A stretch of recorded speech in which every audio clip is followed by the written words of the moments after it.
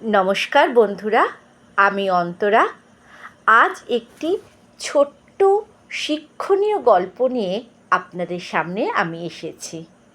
গল্পটা শুনে যদি আপনাদের ভালো লাগে তাহলে আমার এই আনন্দ সঙ্গী চ্যানেলটি সাবস্ক্রাইব করতে ভুলবেন না। তাহলে আজ আমি শুরু করছি আমার ছোট্ট গল্প অভিজ্ঞতা। একদা এক মাঠের পাশে একটা খামার বাড়ি ছিল। খামার বাড়ির সামনে একটা কুকুর ঘুমাচ্ছিল। তাকে ওই রকমভাবে ঘুমোতে দেখে পা টিপে টিপে এক নেকড়ে এগিয়ে এলো তাকে ধরে খাওয়ার জন্য। কুকুরটা ততক্ষণে জেগে গেছে। নেকড়েটা সবে তার গায়ে কামড় বসাতে যাচ্ছে, এমন সময় কুকুরটা এক লাফে তার থেকে কিছুটা দূরে সরে গিয়ে বলল, শোনো, একটা ভালো কথা তোমাকে বলি। আমাকে এখন খেয়ে তোমার তেমন সুবিধে হবে না।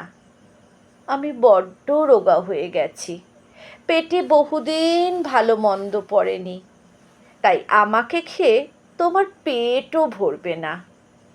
আমার মালিকের বাড়িতে আজ মহাভোজ হবে, আর সেই ভোজের খাবার খেয়ে একটু মোটা সোটা হয়ে নি আমি।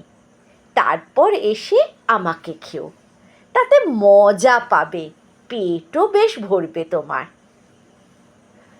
কুকুরের এই কথা শুনে নেকড়ে তখন আর তাকে না খেয়ে চলে গেল। পরদিন কুকুরের ভোজ খাওয়া হয়ে গেছে ভেবে আবার সেই নেকড়ে এলো। এসে দেখল কুকুরটা খামার বাড়ির ছাদের উপর নাক ডাকিয়ে ঘুমোচ্ছে। সে তখন কুকুরটাকে ডেকে বলল, আমি এসে গেছি, এবার তুমি নেমে এসো, আমাদের চুক্তি মতো কাজ করো।